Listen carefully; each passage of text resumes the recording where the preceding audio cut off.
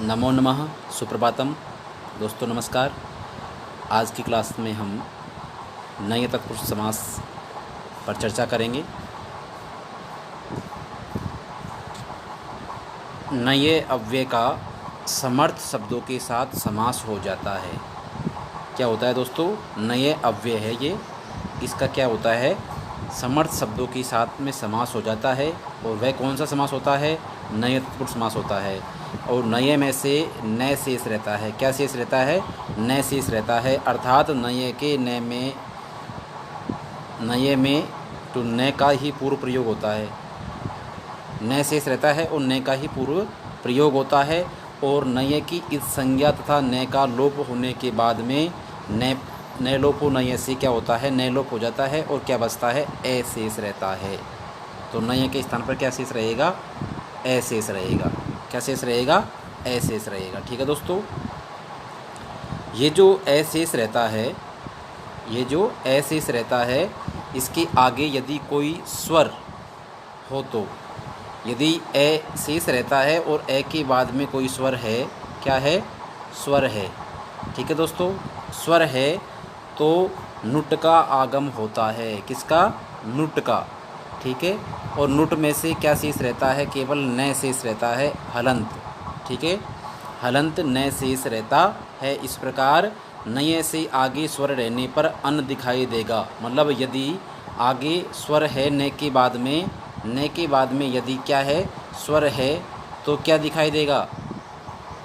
अन दिखाई देगा। क्या दिखाई देगा? अन दिखाई देगा। ठीक है भाई, नए में से नए का लोप हो जाता है और नए में से ए बसता है और ए के बाद में नुट आगम होता है और नए हलंत होता है, तो क्या शेष रहा? अन रहा। मतलब नए के बाद में यदि स्वर है तो वहाँ आपको अन दिखाई देगा। ठीक है। और यदि व्यंजन है तो वहाँ ए ही रहेगा। क्या रहेगा? ए ही रहेगा। जैसे उदाहरण देखते हैं, न अश्वः, न अश्वः, अनश्वः। अर्थात अश्व से भिन्न, मतलब नए अश्व नहीं है, मतलब अश्व से कोई और है, भिन्न है, कोई और है, घोड़े से कोई भिन्न है। ठीक है, तो उसे क्या कहा? अनश्वः। क्या कहा? अनश्वः। इसका विग्रह होता है लोकी विग्रह, नए अश्वः, और लोकी विग्रह होगा नए अश्व और शु, नए अश्व और सु। ठीक है। अब इसमें क्या होगा? इस नए का क्या होता है दोस्तों? नए का लोप होकर के क्या बचता है? ए बचता है। ठीक है। और ए बचने के बाद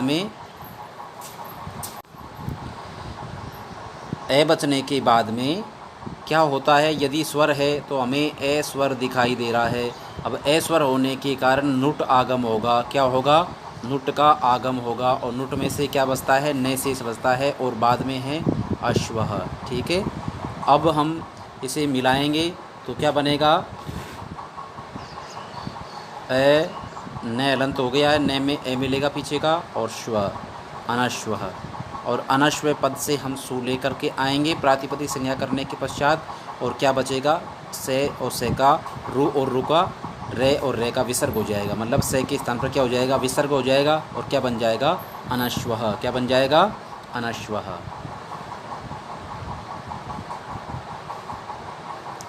अनश्वः। ठीक है। तो अनश्व में कौन सा समास है? नए तत्पुरुष समास है। अगले उदाहरण की बात करते हैं। नए आर्यः, नए आर्य, अनार्यः। आर्य से भिन्न कोई और है, इसलिए उसे क्या कहेंगे? अनार्यः। अनार्य का लोकी विग्रह हो गया नए आर्यः। नए सु, नए आर्य और सु। ऐसी स्थिति में ये एलोकी विग्रह हो जाएगा और विभक्ति का लोप हो जाएगा। उसके पश्चात ने में जो ने जो है उसके स्थान पर ए शेष रह जाएगा। और ए के पश्चात हमें क्या मिल रहा है दोस्तों? ए के पश्चात हमें ए के बाद में ए मिल रहा है, तो अन ने जुड़ जाएगा। ठीक है। नुट का ने बचेगा, अन और आर्य, अन और आर्य, और बनाएंगे तो क्या मिलाने के बाद क्या बनेगा? ने में अ मिलेगा तो अनार्यः। ठीक है, अनार्यः। और इससे सु लेकर के आएंगे और क्या हो जाएगा? विसर्ग हो जाएगा और क्या बनेगा? अनार्यः। क्या बन जाएगा? अनार्यः। अगला उदाहरण है न ईश्वरः अनीश्वरः। न ईश्वर, न ईश्वर और सु यहाँ समास होने के पश्चात विभक्ति का लोप हो जाएगा और न के स्थान पर क्या बचता है? ए शेष रहता है। ठीक है, ए शेष रहता है। लेकिन यदि न के बाद में हमें स्वर हो या स्वर दिखाई दे तो वहाँ नुट का आगम होता है। तो न के बाद में ई क्या है? स्वर है। न के बाद में ई क्या है? स्वर है। न के बाद में ई हमें ये स्वर मिल गया है। ठीक है, अब ई स्वर मिल गया तो नुट का आगम हो जाएगा। किसका? नुट का आगम हो जाएगा। ए नुट और ईश्वरः। ठीक है, अब ऐसी स्थिति में क्या होगा? नुट में से न बचता है, न में दीर्घ ई की मात्रा मिलेगी और क्या बन जाएगा? अनीश्वरः।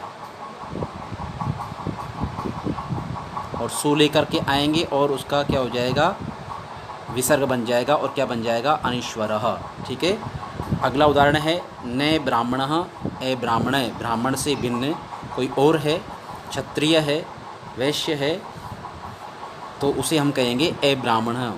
ठीक है, ए ब्राह्मण, न ब्राह्मण। अब न के बाद में हमें व्यंजन मिल रहा है, न के बाद में हमें व्यंजन मिल रहा है तो न में से ए शेष रहता है और ए के बाद में नुट का आगम नहीं होगा। क्यों नहीं होगा दोस्तों? क्यों नहीं होगा? क्योंकि यहाँ न में से क्या बचेगा?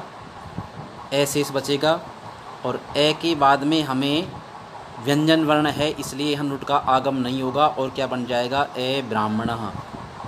ठीक है, ए ब्राह्मणः। अब ए ब्राह्मण में से क्या लेके आएंगे? सु लेकर के आएंगे और विसर्ग करेंगे और ए ब्राह्मण बन जाएगा। ठीक है, अब अगला उदाहरण है न सत्यम ए सत्यम। सत्य से भिन्न मतलब झूठ कह दो या कोई सत्य से भिन्न है, मतलब सत्य नहीं है, असत्य है, तो उसमें क्या होता है? न और सत्य और सु ये लोप हो जाएगा और न के बाद में हमें न के स्थान पर ए शेष रहता है और ए के बाद में व्यंजन दिखाई दे रहा है हमें, मतलब स्वर नहीं है, इसलिए यहाँ न नहीं जुड़ेगा, नुट का आगम नहीं होगा और न सत्य के स्थान पर क्या रहेगा? न के स्थान पर ए शेष रह गया और सत्य उतारेंगे तो क्या हो गया? असत्य हो गया। ठीक है, असत्य से सु लेकर के आएंगे और क्या करेंगे? सु का अम करेंगे और क्या हो जाएगा? असत्यम। ठीक है, क्या हो जाएगा? असत्यम। दोस्तों नोट, कुछ स्थानों पर नये के न का लोप नहीं होता है। नये के न का लोप नहीं होता है। कुछ स्थानों पर न के न का लोप नहीं होता है। न के न का लोप नहीं होता है। जैसे न स्त्री न पुमान, न स्त्री न पुमान नपुंसकम। नपुंसकम मतलब होता है न स्त्री न पुमान, यह लौकिक विग्रह हो गया और न पुंसक सु यह अलौकिक विग्रह हो गया। यहाँ विभक्ति का लोप हो जाएगा समास होने के पश्चात में और न और पुंसक बचेगा। तो दोस्तों मतलब कुछ स्थानों पर न का लोप नहीं होता है, ए शेष नहीं रहता है, अर्थात वहाँ न का पूरा न ही रहता है और यहाँ न का नहीं रहेगा और क्या बनेगा? नपुंसकम। क्या बनेगा? नपुंसकम। ठीक है, जैसे एक और उदाहरण है न असत्याः। न असत्य और जस, इसमें न का लोप नहीं होगा, न ही रहेगा और न और ए मिल करके, न में जो ए है और ए मिल करके आदीर्घ हो जाएगा। ए और ए मिल करके क्या हो जाएगा? आदीर्घ हो जाएगा और क्या हो जाएगा? नासत्या हो जाएगा। ठीक है, नासत्य जस, जस में अस बचेगा और क्या बन जाएगा? नासत्या हो जाएगा। ठीक है दोस्तों, अब अगला उदाहरण है न कुलम अस्य नकुलः। न कुलम अस्य नकुलः। यहाँ पर भी क्या है दोस्तों? न कुलम अस्य, यह इसका अलौकिक विग्रह है। न और कुल और सु यह तो न कुलम अस्य यह तो लौकिक विग्रह है और न कुल और सु यह अलौकिक विग्रह है और अलौकिक विग्रह में क्या होगा? समास होने के पश्चात में सु का लोप हो जाएगा और न और कुल बचेगा और सु लेकर के आएंगे और सु का विसर्ग हो जाएगा। क्या बन जाएगा? नकुलः। अर्थात दोस्तों यहाँ यही ध्यान रखना है कि यहाँ पर चाहे पीछे न के बाद में व्यंजन आओ चाहे स्वर आओ, यहाँ कुछ जगह पर न का लोप नहीं होता है और न ही शेष रहता है। जैसे कि नपुंसकम, नासत्या, नकुलः और अगला उदाहरण है नक्षत्रम, अर्थात न क्षरति इति, न क्षत्र और शु और क्या बन जाएगा? नक्षत्रम। अगला समास है दोस्तों कुगति प्रादि तत्पुरुष समासः, कुगति प्रादि तत्पुरुष समासः, कुगति प्रादि तत्पुरुष समासः। दोस्तों इसमें क्या होता है, कु अव्यय का क्या होता है, कु अव्यय का गति संज्ञक पदों का तथा प्रादियों प्रय प्रा अप सम आदि जो उपसर्ग होते हैं उनका समर्थ पदों के साथ में नित्य रूप से समास होता है। कु अव्यय का, गति संज्ञक पदों का तथा प्रादि, प्रादि मतलब किसे कहते हैं, उपसर्गों को कहते हैं, और संस्कृत में कितने होते हैं, 22 उपसर्ग होते हैं, ठीक है। उनका समर्थ पदों के साथ में नित्य रूप से समास होता है और वह कुगति प्रादि तत्पुरुष समास कहलाता है। जैसे इसका उदाहरण है, कुत्सितः पुरुषः कुपुरुष, कुपुरुष सु कुपुरुषः या कापुरुष, मतलब दो बनते हैं, कुपुरुष है या कापुरुष है। क्या बनता है, कुपुरुष है या कापुरुष है। और इसका क्या होगा, लोकी विग्रह की बात करें तो कुत्सितः पुरुषः, और एलोकी विग्रह की बात करें तो कु पुरुष सु, यह एलोकी विग्रह होगा। और क्या होगा, इस समास होने के पश्चात में विभक्ति का लोप हो जाएगा, कुपुरुष बचेगा, और कुपुरुष में क्या करेंगे, विसर्ग लगाएंगे और क्या बन जाएगा, कुपुरुष बन जाएगा। सु का कुपुरुष शब्द में सु लेकर के आएंगे और विसर्ग, सु का विसर्ग हो जाएगा और कुपुरुष बनेगा। और कु के स्थान पर का आदेश जब होता है तो वहाँ का पुरुष बन जाता है, ठीक है। मतलब आपको दो चीज़ ध्यान रखनी है, कुपुरुष है और का पुरुष है, दोनों के लोकी विग्रह एक ही होते हैं या दो भेद बनते हैं, ठीक है दोस्तों। कितने बनते हैं, दो भेद बनते हैं, कुपुरुष है का पुरुष है। और कुत्सितः पुत्रः कुपुत्र है, ठीक है। कुपुत्र है मतलब इसका लोकी विग्रह हो जाएगा कुत्सितः पुत्रः। और एलोकी विग्रह की बात करें तो कु पुत्र और शु, यह एलोकी विग्रह हो जाएगा। यहाँ पर समास होने के बाद में कुगति प्रादि तत्पुरुष समास होने के पश्चात में सुपो धातु प्रातिपदिकीय सूत्र के द्वारा सु का लोप हो जाएगा और बचेगा क्या, कुपुत्र बचेगा। कुपुत्र शब्द बन जाएगा, उसके पश्चात में प्रातिपदिक संज्ञा होने के पश्चात सु लेकर के आएंगे और सु का क्या बनेगा, मतलब कुपुत्र शब्द हो गया। एक क्या हो गया, कुपुत्र ये शब्द हो गया। और इससे हम प्रातिपदिक संज्ञा करने के पश्चात सु लेकर के आएंगे, सु का से बचेगा और से का रू और रू का रे और रे का विसर्ग हो जाएगा और क्या बन जाएगा, कुपुत्र है। क्या बन जाएगा, कुपुत्र। कुत्सिता माता कुमाता, कुमाता का लोकी विग्रह हो जाएगा कुत्सिता माता। और एलोकी विग्रह की बात करें तो कुमातृषु और क्या बन जाएगा, कुमाता, ठीक है दोस्तों। अब हम बात करते हैं कु अव्यय के आगे, कु अव्यय के आगे स्वर रहने पर, मतलब कु अव्यय के बाद में यदि स्वर हो तो कु अव्यय के स्थान पर कत आदेश हो जाता है। क्या हो जाता है, कत आदेश हो जाता है। अगर कु के बाद में क्या हो, स्वर हो, क्या हो, स्वर हो।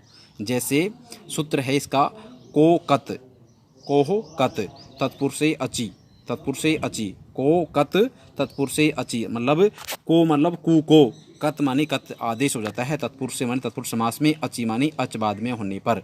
तत्पुरुष समास में कु को कत आदेश हो जाता है। किसको, इस कु के स्थान पर क्या होता है, कत आदेश हो जाता है।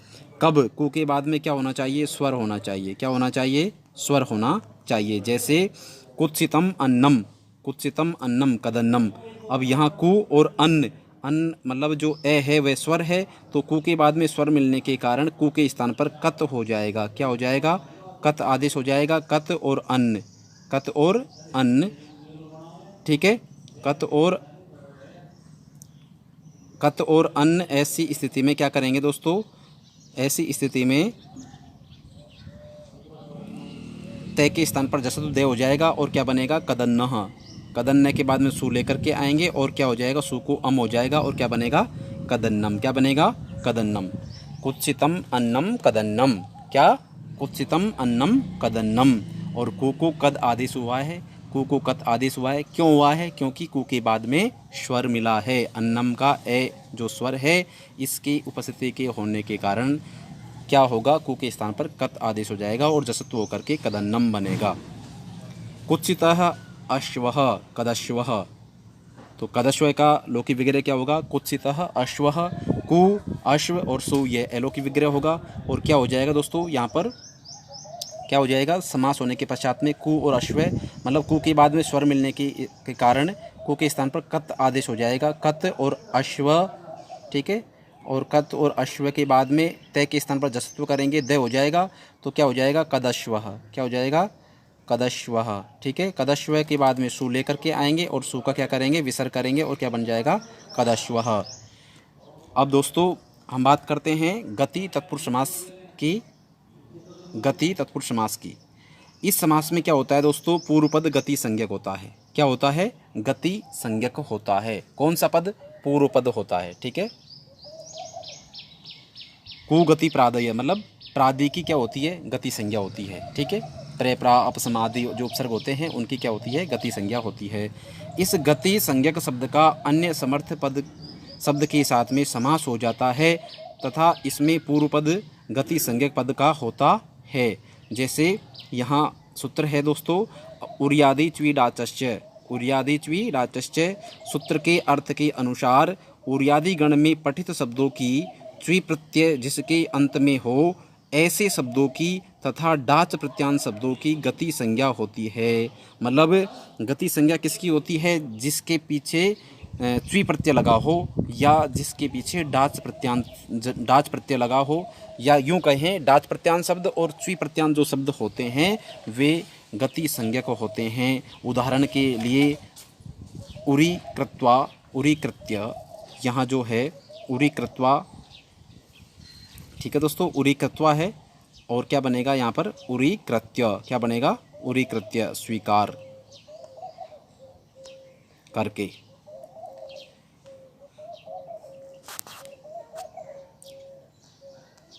अगला उदाहरण है उररी कृत्वा, तो इसका बनेगा उररी कृत्य, क्या बनेगा उररी कृत्य। आपको दो ही चीज़ ध्यान रखनी है यहाँ, एक तो उरी कृत्य में कौन सा समास है, तो आपको बताना है, क्या बताना है दोस्तों, आपको बताना है कि इसमें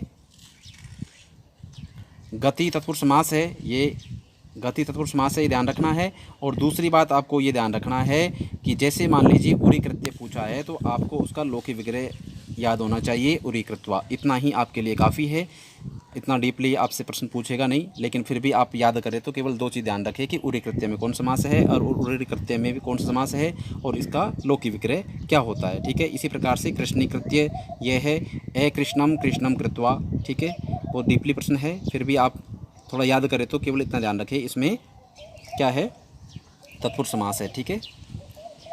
अब इसका अगला भेद है शुक्ली कृत्य, सफ़ेद करके, ठीक है, ए शुक्लम शुक्लम कृत्वा। अब हम बात करते हैं प्रादि तत्पुरुष समास की, ये थोड़ा ठीक है दोस्तों, इसको पढ़ लेना आप। इस समास में पूर्व पद प्रे अति अव परि निर आदि अव्ययों से शुरू होता है। जो प्रादि तत्पुरुष होता है वह, प्रादि किसे कहते हैं, उपसर्गों को कहते हैं, और उपसर्ग कितने होते हैं 22 होते हैं। तो ऐसा समास जिसमें 22 उपसर्ग पहले हो या उपसर्गों से शब्द बना हो तो वह प्रादि तत्पुरुष समास कहलाता है। जैसे इनका समर्थ सुबंत के पदों के साथ में अनेक अर्थों में समास होता है। जैसे मान लीजिए यहाँ दे रखा है शोभनः पुरुषः सुपुरुषः, तो शोभनः पुरुषः सुपुरुषः, सुपुरुषः, इसमें कौन सा समास है दोस्तों, इसमें प्रादि तत्पुरुष समास है, इतना ही ध्यान रखना है। सुपुरुष में कौन सा समास है, प्रादि तत्पुरुष समास है। यदि प्रादि ऑप्शन में नहीं मिलता है तो आपको तत्पुरुष समास करना है, ठीक है। और इसके लोकी वगैरह की बात करें तो शोभनः पुरुष है, ठीक है, इतना ध्यान रखना है। सु और पुरुष, सु इसका लोकी विग्रह होगा, सु पुरुष और सु लोकी विग्रह होगा, तो इसमें से लोप होने के बाद में सुपुरुष बचेगा और सु लेकर के आएंगे और विसर्ग करेंगे, सुपुरुष बनेगा। शोभनः राजा सुराजा, ठीक है। सुष्ठु उक्ति सूक्ति, ठीक है, सुष्ठु उक्ति सूक्ति।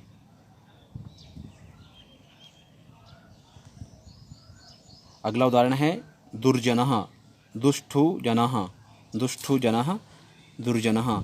इन शब्दों का आपको केवल ध्यान रखना है कि दुर्जन में कौन समास है, सुराजा सुपुरुष है, ठीक है, सुराजा सुपुरुषः, सूक्ति दुर्जनः, इन सभी में प्रादि तत्पुरुष समास है, ठीक है। अगला सूत्र की बात करें तो दोस्तों प्रादयो गत्यादर्थे प्रथमया, प्रादयो गत्यादर्थे प्रथमया, प्रे आदि का गत आदि अर्थों में प्रथमांत पदों के साथ समास होता है। प्रे आदि का गत आदि अर्थों में प्रथमांत पद के साथ समास होता है। और उदाहरण बहुत इम्पोर्टेंट है, बहुत महत्वपूर्ण है, आप ध्यान रखें, यह भी प्रादि तत्पुरुष समास है। प्राचार्य का विग्रह पूछा जाता है, आपको ध्यान देना है। प्रगतः आचार्य प्रादयः, प्रगतः आचार्य प्राचार्य है और इसमें समास कौन सा है? प्रादि तत्पुरुष समास है, ध्यान रखना है। बहुत अच्छा उदाहरण है, इम्पोर्टेंट है परीक्षा की दृष्टि से। अगला उदाहरण है प्रपितामह प्रगतः प्रगतः पितामह प्रगतः पितामह प्रपितामह। ठीक है।